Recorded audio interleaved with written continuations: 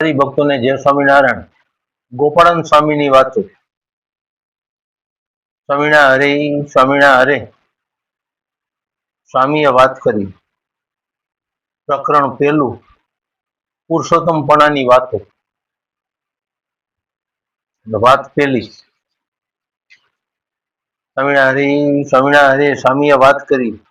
વ્યાસ સૂત્રમાં એમ વાત છે, જે બીજા અવતાર થાય છે તે જ્યાંથી આવે છે ત્યાં પાછા જાય છે, પણ અક્ષરધામને કોઈ પામતા નથી.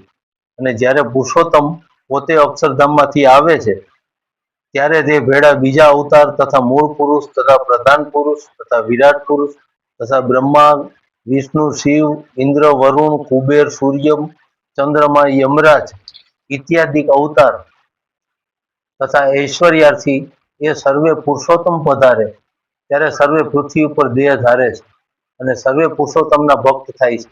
ત્યારે એ જેને ઉપદેશ કરે ને જે સત્સંગી થાય તથા ત્યાગી થાય, ત્યારે જો એને મહારાજની સાથે હેત થાય તથા ધર્મ, જ્ઞાન, વૈરાગ્ય અને માયતમ્ય સહિત જો ભક્તિ કરે તો તે સર્વે અક્ષરધામને પામે. પણ એ અવતરાદિક અહીંયા જ સાધુ તથા સત્સંગી તથા બ્રહ્મચારી રૂપે પુરુષોત્તમના આશ્રિત થયા હોય અને તે સાથે જે જોડાણા હોય તો તેઓ પોતાને ત્યાં લઈ જાય છે. અને એ અવતરાદિક તો જે જ્યાંથી આવ્યા ત્યાં પાછા જાય છે.